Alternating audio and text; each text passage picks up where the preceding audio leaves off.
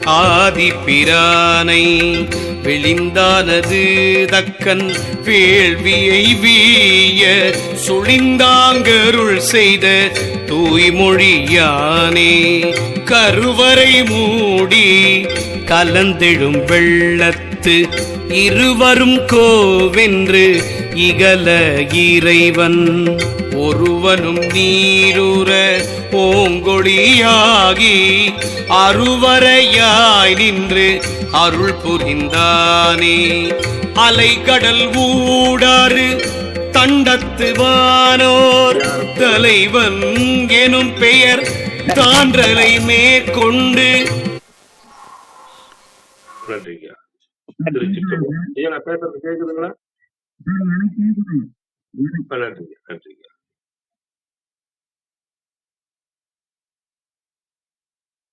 நான்காம் தந்திரம் 8வது அத்தியாயம் 6வது ஆதேயத்தில் இன்று நாம் 1196வது மந்திரம் சிந்திக்க உள்ளோம். உண்மையிலே ஒரு அற்புதத்தை இங்கே நமக்கு கூற வருகின்றார், உணர்த்த வருகின்றார். குண்டலினி சக்தி. சார் ரத்னா சார், நான் பேசுறது கேக்குதா? நீங்க பேசுறது கேக்குறீங்க. அழகேசனையா ஆரம்பிச்சாரு, அப்புறம் ஒண்ணு கேட்கல. இப்ப கேக்குது. இப்ப கேக்குது. இப்ப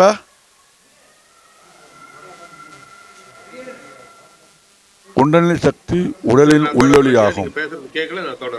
இரு 6 ஆதாரங்களையும் கடந்து மேலே சென்று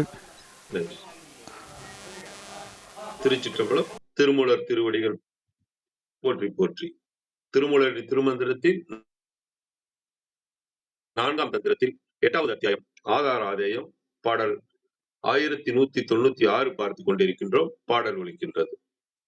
உள்ளொளி இரண்டு ஓங்கிய அங்கங்கள் வெள்ளொளி அங்கியின் மேவி அவரோடு கள்ளவிழ் கோதை கலந்துடன் நிற்கும் கொள்ளவி சுத்தி கொடிய முதாமே.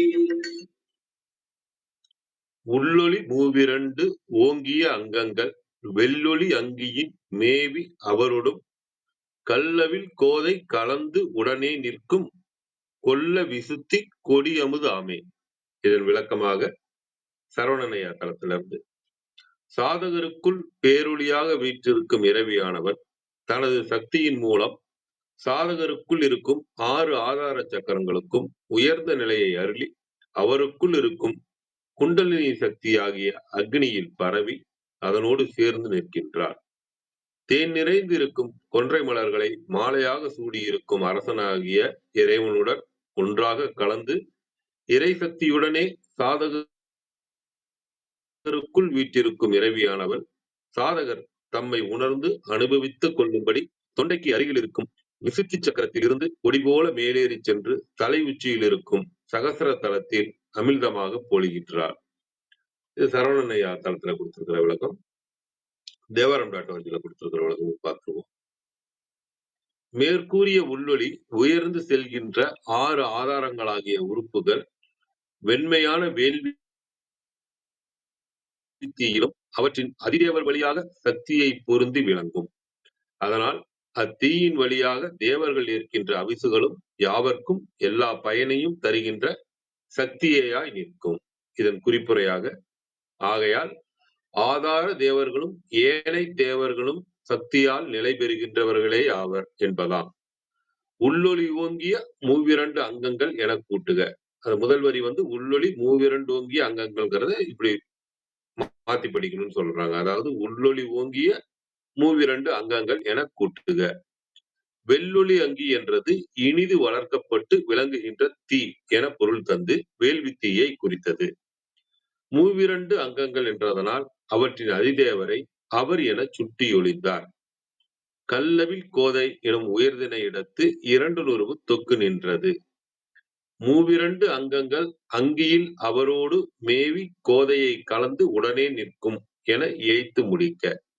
சித்திக்கொடி சக்தி சித்திக்கொடியாகிய அமுதம் என உருவகம் காண்க. அவி அமுதேயாம் என்க. சுத்திக்கொடி என ஓதி பிரிது பொருள் உரைத்தல் பொருந்தா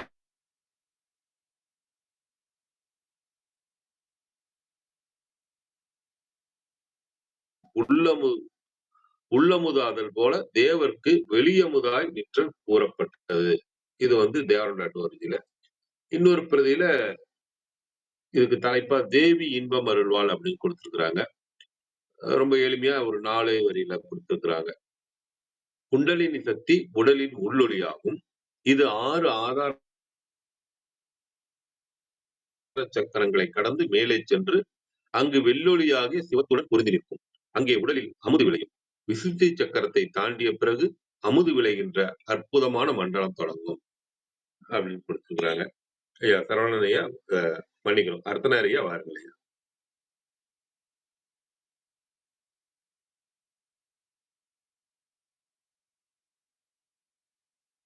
ஐயா அர்த்தனார் ஐயா,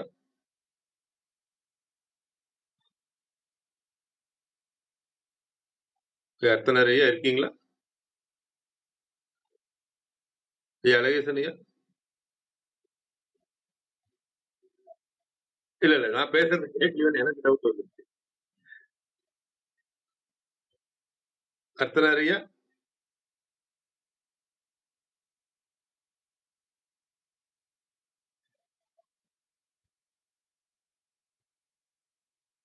ஓகே ஓகே. யாராவது வந்தா சொல்லுங்க, நான் ஒரு வெளியில போயிட்டு வருவேன். ஒரே ஒரு நிமிடம்.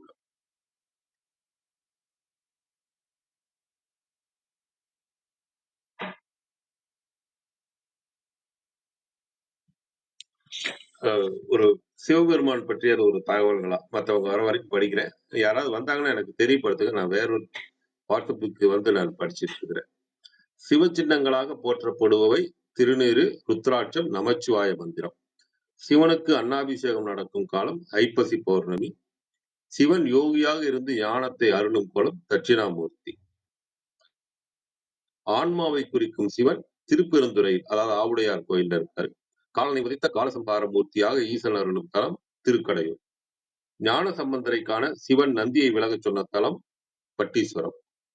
ஆண்டுக்கு ஒரு பாடல் வீதம் சிவன் மீது பாடியவர் திருமூலர். நாம பார்த்துட்டு இருக்கிறது. முக்திவாசல் என்று போற்றப்படும் திருத்தலம் திருவெண்காடு. நவகிரகத்துல முதல் ஸ்தலமா நாகப்பட்டினம் மாவட்டத்துல இருக்கு. ஐப்பசியில் காவிரியில் சிவபார்வதி நீராடுவது துலா ஸ்நானம். ஐப்பசி கடைசி என்று மயிலாடுதுறையில் நீராடுவது கடைமுக ஸ்நானம். சிவனுக்கு மாடக்கோயில் கட்டிய மன்னன் கோச்செங்கட் சோழர். கூத்தப்பன் என்று போற்றப்படும் இறைவன் நடராஜர். கூத்து என்றால் நடனம். தரிசிக்க முக்தி என்று சிறப்பை பெற்ற தலம் சிதம்பரம். வாழ்வில் ஒரு முறையேனும் செல்ல வேண்டிய தலம் காசி. சிவன் நெருப்பாக வளர்ந்து நின்ற தலம் திருவண்ணாமலை. அம்பிகை மயில் வடிவில் சிவனை பூஜித்த தலம் மயிலாப்பூர் கபாலீஸ்வரர் கோயில். மாதம் தோறும் வரும் விழாக்களை பட்டியலிடும் தேவாரம் மயிலாப்பூர் தேவாரம். இது சம்பந்தர் பாடியது. தட்சிணாமூர்த்தி கைவிரல்களை மடக்கி காட்டும் முத்திரையின் பெயர் சின்முத்திரை. கைலாயத்தில் தேவலோக பெண்களுடன் காதல் கொண்டதால் பூலோகத்தில் பிறவி எடுத்தவர் சுந்தரர். வேடுவச்சியாக இருந்த பார்வதியை வேடனாய் வந்து ஈசன் மணந்த தலம் ஸ்ரீசைலம். சக்தி பீடங்களில் பைரவி பீடமாக திகழும் தலம் ஒரிசா மாநிலம் பூரி ஜெகநாதர் கோயில். அங்க இருக்கிற அந்த சொல்றாங்க. இறைவன் இறைவிக்கு இடபாகம் அளித்த தலம் திருவண்ணாமலை. கார்த்திகை தீப திருநாளில் அவதரித்த ஆழ்வார் திருமங்கை ஆழ்வார். திருவண்ணாமலையில் கார்த்திகை தீப திருநாள் அன்று காலையில் ஏற்றும் தீபம் பரணி தீபம். இது அணையா தீபம் அப்படின்னு சொல்லுவாங்க.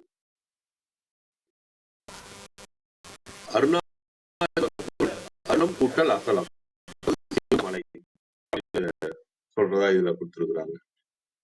ஐயா மன்னிக்கணும், வந்திருக்கீங்க. அர்த்தநாரியா கேக்குதுங்களா? சத்யநாராயண் ஐயா, தியாகராஜன் ஐயா வாருங்கள் ஐயா.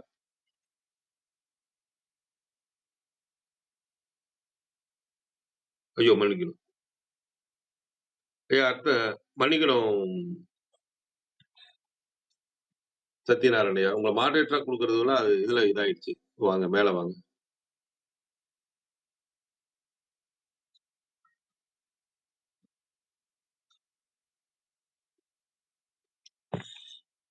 ஐயா அர்த்தனார் ஐயா இல்ல தியாகராஜனே யார் உங்களுக்கு வர முடியும் வாங்க. எனக்கு நான் பேசுறது கேக்குதா என்னன்னே தெரியல. நேத்து நடந்த குழப்பத்தால. ஐயா தியாகராஜன் ஐயா வாருங்க. வாழ்க வளமுடன். ரொம்ப மகிழ்ச்சிங்கய்யா, நன்றிங்கய்யா. ஐயா கருத்துக்களை சொல்லட்டுங்கய்யா. ரொம்ப நாள் கழிச்சு வந்திருக்கேன். ஒரு கொஞ்சம் தயக்கத்துல இருக்கேன். கொஞ்சம் நிதானப்படுத்திக்கிட்டு பேசுறேங்கய்யா. நன்றி. நன்றி நன்றிங்க ஐயா. அனைவருக்கும் சத்யநாராயணன் ஐயா. அனைவருக்கும் இனிய காலை வணக்கம். ஆன்ம சுவாச கிளப்ல இன்னைக்கு 1196வது பாடல். ரொம்ப எளிமையா சொல்றதா இருந்தா, ஒரு உரையாசிரியர் தேவி இன்பம் வாழ் அப்படின்னு 3 வார்த்தைகள்ல சொல்றாங்க.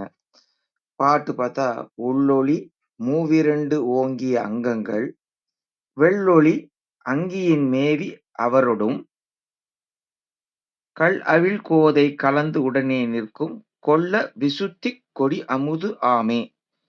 என்ன சொல்றாங்க அப்படின்னு பார்த்தா, குண்டலினி சக்தி உடலின் உள்ளொளியாகும். குண்டலினி சக்தி உடலின் உள்ளொளியாகும். இது 6 ஆதார சக்கரங்களை கடந்து மேலே சென்று அங்கு வெள்ளொளியாகிய சிவத்துடன் பொருந்தி நிற்கும். அங்கே உடலில் அமுது விளையும். விசுத்தி சக்கரத்தை தாண்டிய பிறகு அமுது விளைகின்ற அற்புதமான மண்டலம் தொடங்கும் அப்படின்னு ரொம்ப எளிமையா ஒரு உரையாசிரியரும் இதைத்தான் பல பாடல்கள்ல பார்த்துட்டு இருக்கோம், சொல்றாங்க. தெளிய வச்சு அடிச்சு சொல்லி தரேன் கேளுங்கப்பா அப்படிங்கிற மாதிரி மீண்டும் மீண்டும் நினைவூட்டுறாங்க. இன்னொரு உரையாசிரியர், திருவருளம்மை அகத்தே ஒளியோடு காணப்படும் 6 நிலைக்களங்களுக்கும் ஒளி கொடுத்து கொண்டிருக்கும் முதல்வியாக பொருந்துவள். பொருந்தி அந்நிலைக்களங்களுக்குரிய தெய்வங்களுடன் தேன் வழியும் கொன்றை மாலை அணிந்துள்ள சிவபெருமான் வழி கலந்து உடனாய் நிற்பள். அவளே மிகவும் இயற்கை தூய்மை எய்தியவள் அப்படின்னு சொல்லிட்டு கொஞ்சம் விளக்கமா பார்க்கறாந்தா, மேற்கூறிய உள்ளொளி உயர்ந்து செல்கின்ற 6 ஆதாரங்களாகிய உறுப்புகள் வெண்மையான வேள்வித்தீயிலும் அவற்றின் அதிதேவர் வழியாக சக்தியை பொருத்தி விளங்கும். அதனால் அத்தீயின் வழியாக தேவர்கள் ஏற்கின்ற அவிசுகளும் யாவர்க்கும் எல்லா பயனும் தருகின்ற சக்தியேயாய் நிற்கும். குறிப்பு பார்த்தீங்கன்னா, ஆகையால் ஆதார தேவர்களும் ஏனை தேவர்களும் சக்தியால் நிலை பெறுகின்றவர்களையே ஆவர் என்பதாம். உள்ளொளி யோங்கிய மூவிரண்டு அங்கங்கள் எனக் கூட்டுக. வெள்ளொளி அங்கி என்றது இனிது வளர்க்கப்பட்டு விளங்குகின்ற தீ எனப் பொருள் தந்து வேள்வி தீயை குறித்தது. மூவிரண்டு அங்கங்கள் என்றதனால் அவற்றின் அதிதேவரை அவர் எனச் சுட்டியொழிந்தார். கள்ள வில் கோதை என்னும் உயிர்த்திணையிடத்து இரண்டனுருவு தொக்குகின்றது.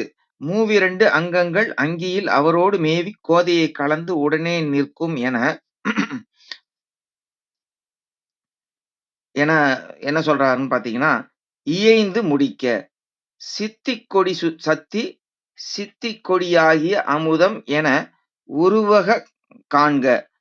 அவி அமுதேயாம் என்க சுத்திக்கொடி என ஓதி பிரிது பொருளுரைத்தல் பொருந்தாமை அறிக. இதனால் சத்தி யோகியர்க்கு உள்ளமுதாதல் போல தேவர்க்கு வெளியமுதாய் நிற்றல் கூறப்பட்டதுன்னு சொல்றாங்க. இங்க நிறைய இலக்கணம் சார்ந்து வந்திருக்கிறதுனால அர்த்தநாரி ஐயா இன்னும் கொஞ்சம் விளக்கி சொல்லுவாங்கன்னு நினைக்கிறேன். வாய்ப்பு தந்தமைக்கு நன்றி. நன்றி சத்யநாராயணன் ஐயா. அர்த்தநார் ஐயாவை எனக்கு காமிக்கல. நேத்தும் இதே மாதிரிதான் அவரு வந்துட்டு போயிட்டு இருந்த மாதிரி இன்னைக்கு அவருக்கு பண்ணுது.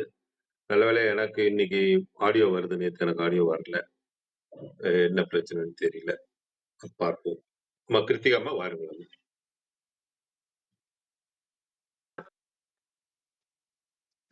வணக்கம். இல்ல எனக்கும் அர்த்தநாரியா காமிக்கல. அவர் வந்த மாதிரி தெரியும். எங்கேயுமா இருக்காங்க? கீழே இருக்காரா? ஆமா கீழே இருக்காரா?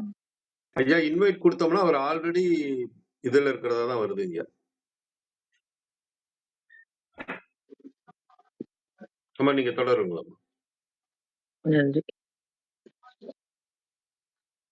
இன்றைய மந்திரம் 1196. என்னுடைய தெளிவுக்காக ஒரு முறை வாசிச்சுக்கிறேன். உள்ளொளி மூவிரண்டு ஓங்கிய அங்கம், வெள்ளொளி அங்கியின் மேவி அவரொடும் கள்ளவிழ் கோதை கலந்துடனே நிற்கும் கொள்ள விசுத்தி கொடி அமுதாமே அப்படின்னு. விசுத்தி கொடி அமுதாமே அப்படின்னும் பார்க்கலாம், விசுத்தி கொடி அமுதாமே அப்படின்னு பார்க்கலாம். இப்போ நமக்கு தெரியும் மூவிரண்டு ஓங்கிய அங்கங்கள் அப்படின்னா மூவிரண்டு 6 இல்லைங்களா? இந்த உள்ளொளி அப்படின்னா என்னது அப்படின்னா, உள்ளொளி ஆகிய நம்ம வரிசையா பார்த்துட்டே வரோம். உள்ளொளியாமே, ஓவிடு மேவிடும் உள்ளொளியாமே அப்படின்னு உள்ளே இருக்கக்கூடிய அந்த ஆற்றல், அந்த உணர்வு எழுச்சி, குண்டலினி சக்தி, மூலாதாரத்தில் உறங்கி கொண்டிருப்பவள், சக்தியாக பரிணமிப்பவள் அப்படின்னு வரிசையா அவளுடைய அத்தனை ஞாபகங்களையும் பார்த்துட்டு வரோம்.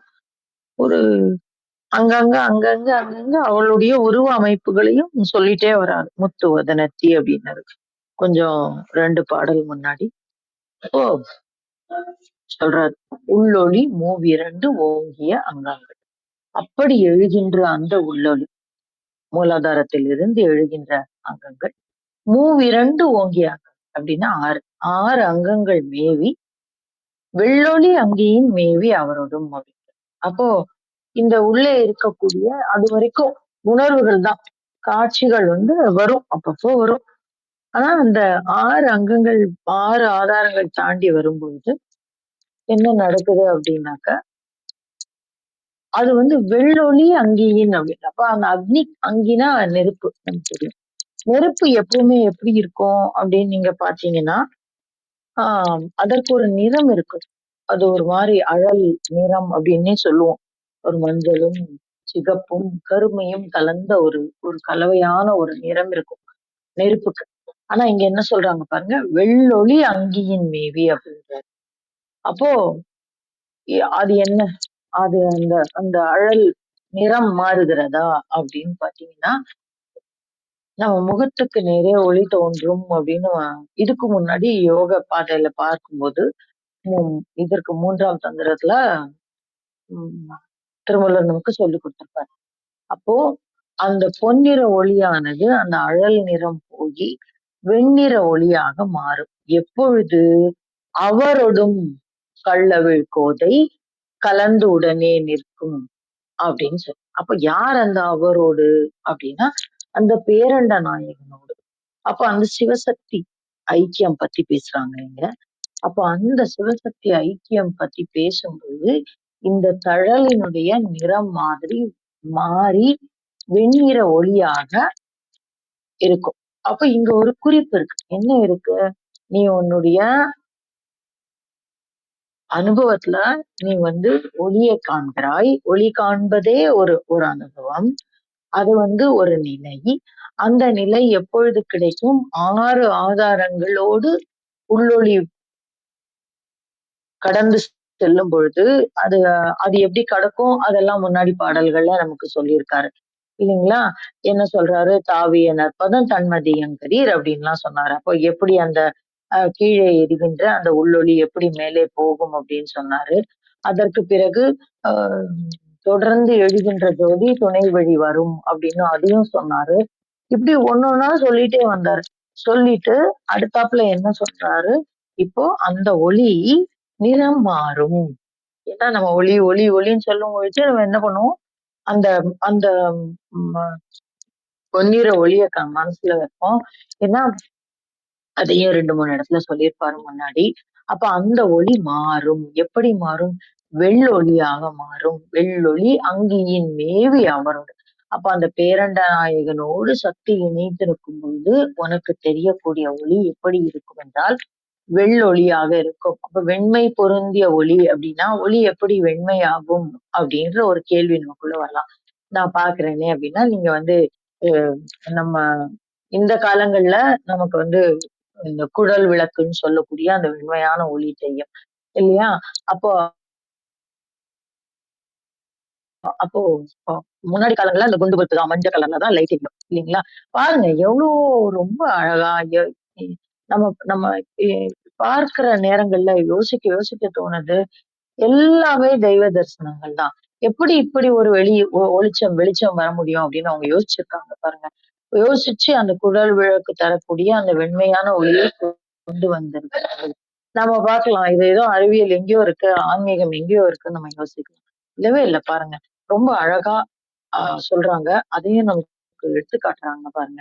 அப்போ யாரோ யோசிச்சிருப்பாங்க. யாருடைய தரிசனத்திலயோ இது கிடைச்சிருக்கும். அப்ப எப்படி அந்த சிவசக்தி ஐக்கியத்த கொண்டு வர்றது அப்படின்னு நம்ம யோசிக்கும்போது, எப்படி இந்த வெண்மையான ஒளிய கொண்டு வரும்போது, அதுக்கு வெண்மையான கூடுகளை உடைய விளக்குகளை படையுங்கள் அப்படின்னு சொல்லி, முதல்ல அது நீல விளக்கா வந்தது. இப்பல்லாம் பார்த்தீங்கன்னா, அந்த வெள்ள வெளி வந்து குட்டி குட்டி பல்புலயே கூட வெள்ள ஒளி வந்துடுது.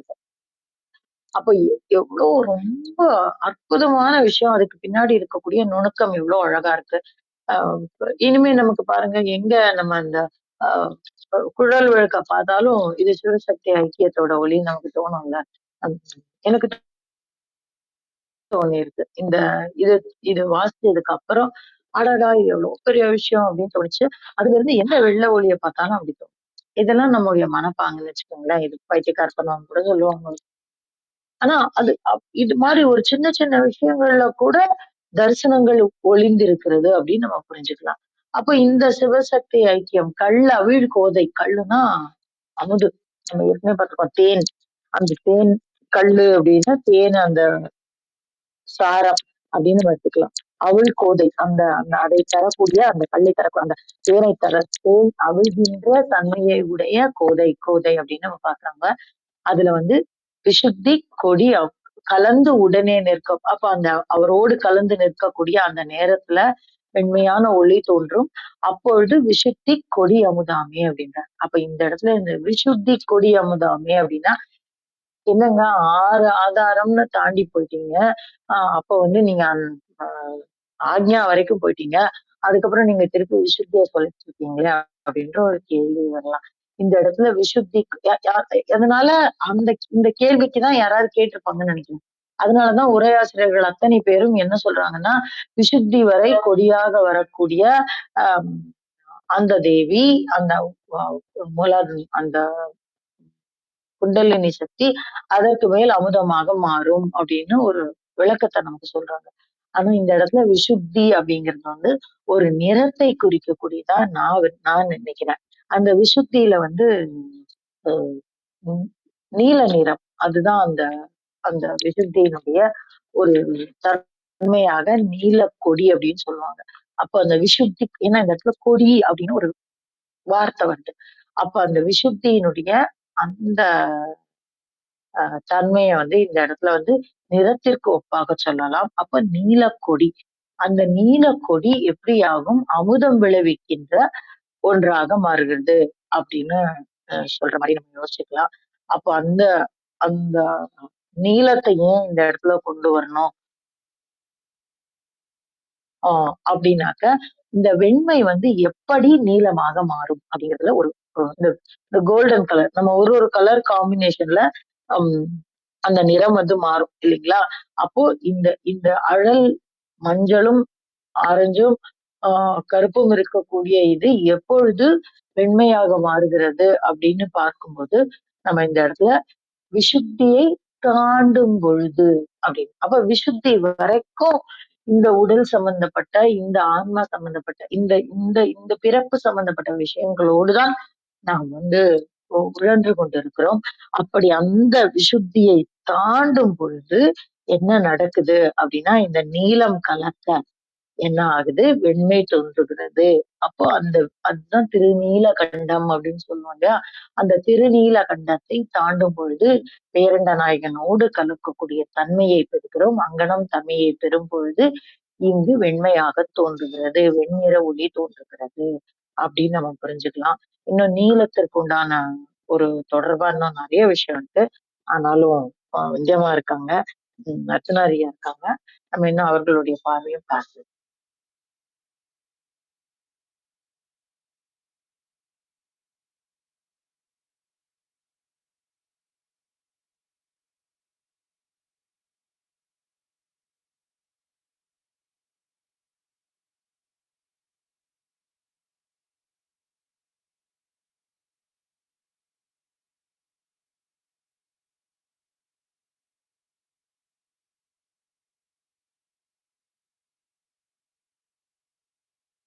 ஓங்கிய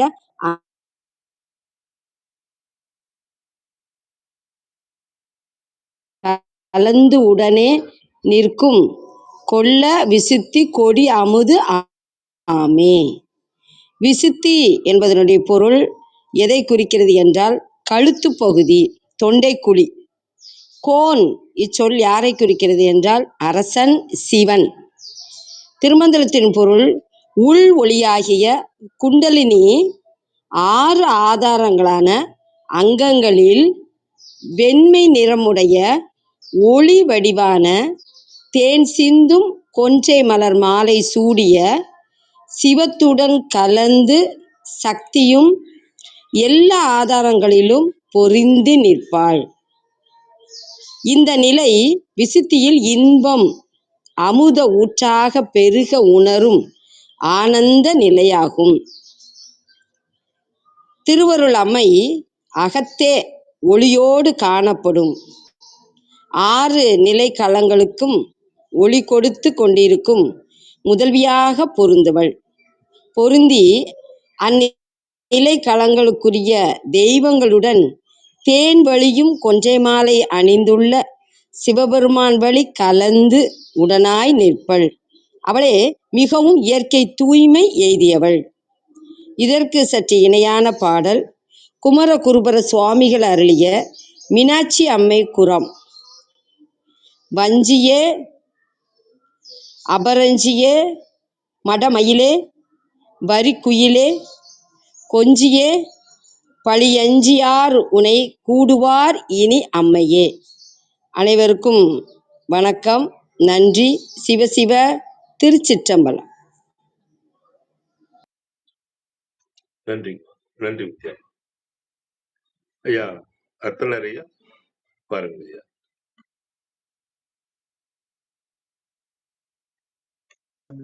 சார் கேக்குதா? கேக்குதுங்கய்யா, நீங்க இப்ப தொடரலாம் ஐயா. நன்றி. இந்த பாடல்ல 2 ஒளி வருது. ஒன்று உள்ளொளி, 2வது வெள்ளொளி. இந்த வெள்ளொளிய நம்ம 2 விதமா பார்க்கலாம்.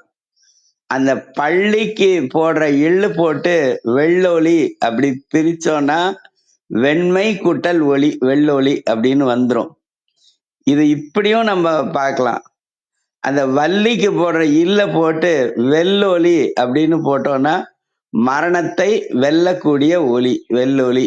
வெல்லும் ஒளி, வெல்கின்ற ஒளி, வென்றதான ஒளி. அப்படியும் நம்ம இதை அப்ரோச் பண்ணா இன்னும் தெளிவா இருக்கும் அப்படிங்கிறது.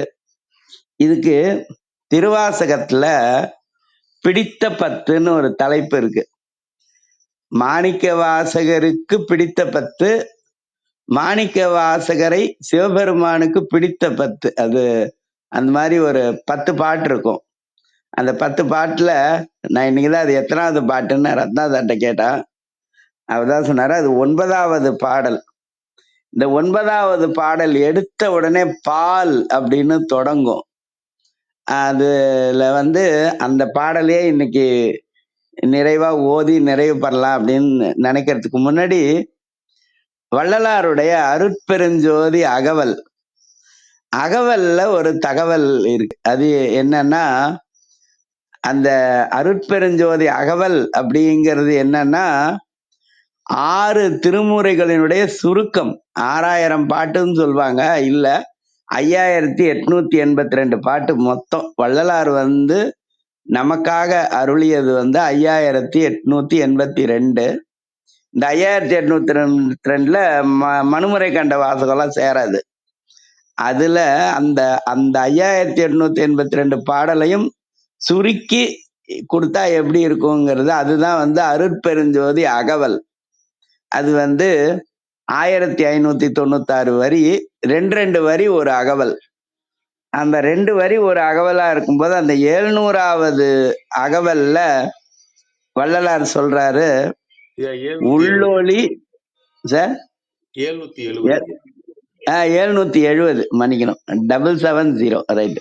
770வது வரி அகவல்ல வள்ளலார் சொல்றாரு, உள்ளொளி ஓங்கிட. உள்ளொளி ஓங்கிட, அங்க ஒரு ஒளி இருக்கு.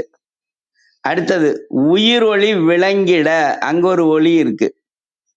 அப்புறம் வெள்ளொளி காட்டிய மெய் அருட்கணலே அப்படின்னு, அந்த கணல் அருட்கணல் அப்படிங்கிறது எங்க தோன்றுது? மூலாதாரத்துல தோன்றுது. மூலாதாரத்து 3 கணலை அப்படின்னு ஔவையார் நமக்கு சொல்லுவாங்க. அங்க தொடங்குற அந்த கணல் அப்படியே வளர்ந்து வளர்ந்து வளர்ந்து 6 ஆதாரத்தை கடந்து விசுத்தி கிட்ட வரும்போது அது அமுதத்தை பொழியக்கூடியதாக இருக்கிறது. அந்த அமுதம் தான் நம்முடைய மரணத்தை தவிர்க்கக்கூடியது. மிருதம் அப்படின்னா மரணம், அமிர்தம் அப்படின்னா மரணம் அற்ற அப்படிங்கிற அந்த நிலைமையில வரும். அதான் அந்த வெள்ளொளி காண்பது அப்படிங்கிறது தான் ஆனந்தம், ஆன்மாவினுடைய நிறைவு. ஆனந்தம் அப்படின்னாலே ஆன்மாவோட நிறைவு அப்படின்னு அர்த்தம். இந்த உள்ளொளி அப்படிங்கிறது எங்க இருக்கு அப்படின்னு சொன்னா, திருவாசகத்துல அந்த பால் நினைந்து ஊட்டும் அந்த பாடல்ல இருக்கு. பால் நினைந்தூட்டும்,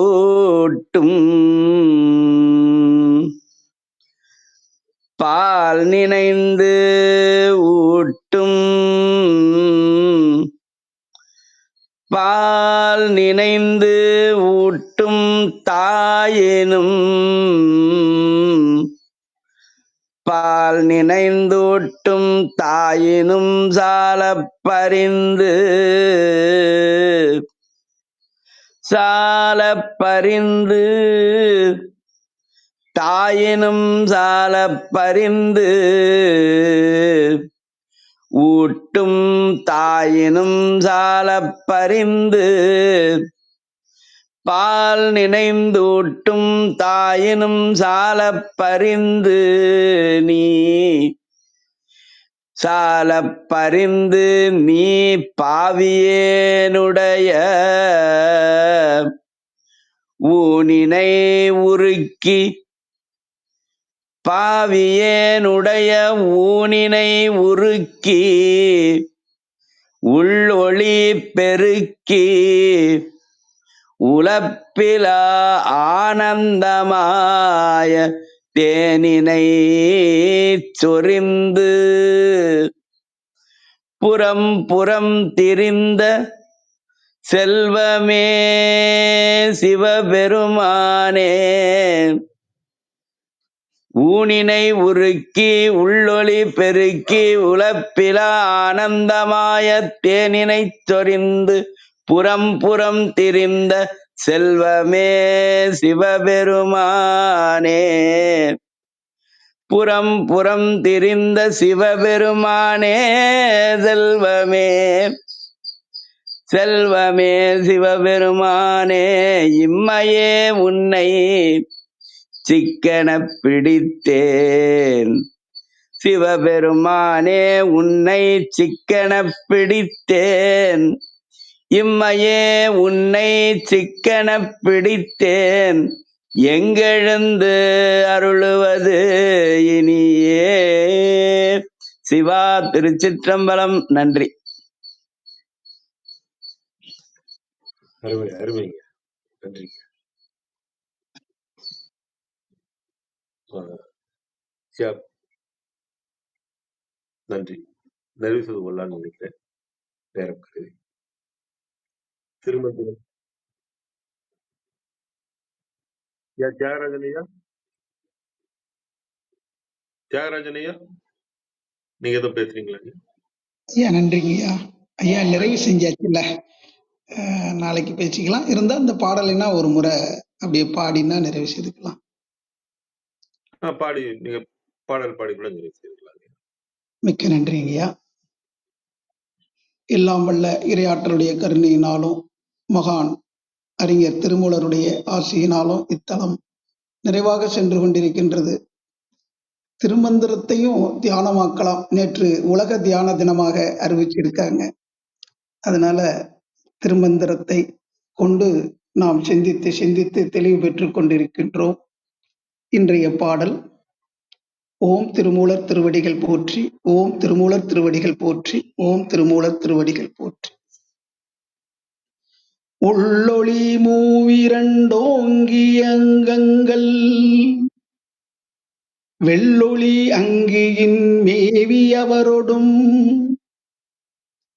கள்ளவில் கோதை கலந்துடனே நிற்கும் கொள்ள விசித்தி கொடியமுதாமே. இங்கே கொடி அமுது என்று சொல்லும்போது எங்கும் நீக்கமர நிறைந்திருக்கின்ற அந்த தெய்வீக மகாசக்தி. இப்ப கொடி எப்படி ஆதாரம் கிடைச்சதுன்னா அதை பற்றி கொண்டு படர ஆரம்பிக்கிறதோ, அதுபோல அந்த தெய்வீக மகாசக்தி பஞ்சபூதங்களாக உருவாகி அந்த பஞ்சபூதங்களும் இந்த உடல்ல ஒரு விகிதாச்சாரத்தில் அமைந்து சிறப்பாக இந்த உடல் கட்டமைக்கப்பட்டிருக்கிறது.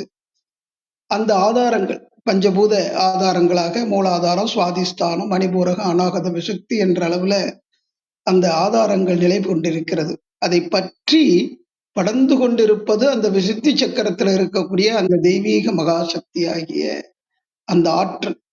இந்த பிரபஞ்சம் முழுவதும் இருக்கக்கூடிய அந்த விண்ணாற்றலே இந்த உடல்ல உயிராற்றலாக இயங்கிக் கொண்டிருக்கிறது. அந்த உயிராற்றல் தான் இதை பற்றி படர்ந்து உச்சியிலிருந்து பாத வரைக்கும் கொடி அமுதாக அமிர்த ஓட்டமாக இந்த உடல்ல ஓடிக்கொண்டிருக்கிறது. அந்த அமிர்தத்திற்கு காரணமாகிய அந்த மகாசக்தி அந்த தெய்வீகம் பொருந்திய அந்த சிவநிலை என்பதை புரிந்து கொள்ள வேண்டும். அங்கே இருந்துதான் எல்லாமே வருகிறது. மட்டவில், அதாவது கள்ளவில் கோதை என்று சொல்லும் போது இனிமையை தரக்கூடிய அந்த தெய்வீகம் பொருந்திய அந்த மகாசக்தி, இந்த பிரபஞ்சம் முழுவதுமே பேரியக்க மண்டலம் முழுவதுமே இருக்கக்கூடிய அந்த சக்தி, அதுதான் அமிர்தமாக நமக்குள்ளேயும் பையா பால் நினைந்தூட்டும் என்று சொல்லும் போது பால் அந்த வெண்மை நிறமாக இருக்குது இல்லையா, வெள்ளொளி என்று சொல்லும் போது தூய்மை நிறைந்தது. அதுதான் அந்த பால் நினைந்தூட்டும் அந்த தெய்வீகத்தை நினைந்து அந்த பேரியக்க மண்டலம் என்று சொல்லக்கூடிய பிரபஞ்ச ஆற்றலை நினைந்து அந்த அமுதம் நாம பருகி கொண்டு இருக்கிறோம். அந்த அமுதத்தை ஒவ்வொரு நாளுமே நம்ம உணர்ந்தாலும் உணராவிட்டாலும் அந்த சக்தியினுடைய தன்மையில நமக்கு அந்த ஆற்றல் அமிர்தம் கொடுத்து கொண்டே இருக்குது. இந்த சக்தி பிரபஞ்ச சக்தி அதை நம்ம உணரணும். அந்த உணர்வதுக்குத்தான் மன ஓர்மை நிலைக்கு வரணும். இந்த மாதிரி ஞானிகள் அருளிய அந்த பாடல்களை கேட்கும் போதும் அதை சிந்திக்கும் போதும் அல்லது மற்றவங்க படிக்கும் போது நாம அவங்களோட சேர்ந்து படிக்கும் போதும் அந்த உண்மை நிலையெல்லாம் உணரலாம். மகான் ராமலிங்க வள்ளல் பெருமானுடைய அந்த ஆற்றல் பொருந்திய அந்த கவிதைகளை, அதே மாதிரி அகவல், அதுல ஒரு தகவல் இருக்குன்னு ஐயா சொன்னது ரொம்ப இனிமையாக இருந்தது. அகவலை பாராயணம் பண்ணாலே மொத்த 5882 பாடல்களுடைய சாராம்சத்தையும் உணர முடியும்னு ஐயா கொடுத்த குறிப்பு மிகவும் ஒரு நிறைவாக இருந்தது. மீண்டும் மீண்டும் அகவலை பாராயணம் செய்ய வேண்டும் என்ற ஆர்வத்தை தூண்டி இருக்கிறது. ஐயா அவர்களுக்கு நன்றி. தொடர்ந்து இந்த தளத்தை நிறைவாக செயல்பட தூண்டி கொண்டிருக்கின்ற ஆசான் திருமூலரையும் வணங்கி செயல்பட்டு கொண்டிருக்கின்ற அன்பு உள்ளம், அன்பு நண்பர் ஐயா அரிமா அழகேசன் ஐயா அவர்களையும் இத்தருணத்திலே நினைந்து வணங்கி அவர்களுக்கு உறுதுணையாக இருக்கக்கூடிய அத்தனை மெய் அன்பர்களையும் வணங்கி நிறைவு செய்து கொள்கின்றேன். மிக்க மகிழ்ச்சி. நன்றிங்கய்யா. நன்றி. நன்றிங்க. நன்றி தியாகராஜன். வாருங்கள் ஐயா, தொடர்ந்து வாருங்கள் ஐயா. வருவதற்கான வாய்ப்பு இருக்கிறேன். நன்றிங்க. திருமந்திரம் கேட்க ஓத பயில அறிவில் உணர்வில் தூய்மையும் ஆன்ம உணர்வும் துணிவும் சஞ்சலம் சங்கடமற்ற வாழ்க்கையும் சிவன் மீது உண்மையான உணர்வு பெறுதலும் கிட்டும். யாம் பெற்ற இன்பம் பெருகை வையகம் என்ற திருமூலரின் கூற்றுக்கிணங்க வந்திருந்து கருத்துக்களை பகிர்ந்து சான்றோர்களுக்கும் மெய்யன்பர்களுக்கும் மிக்க நன்றி. தளம் நிறைவடைகிறது. மீண்டும் நாளை காலை 6:30 மணிக்கு கேள்வி நாணம் ஆன்ம சுவாச நிகழ்வில் சந்திப்போம். 5, 4, 3, 2, 1.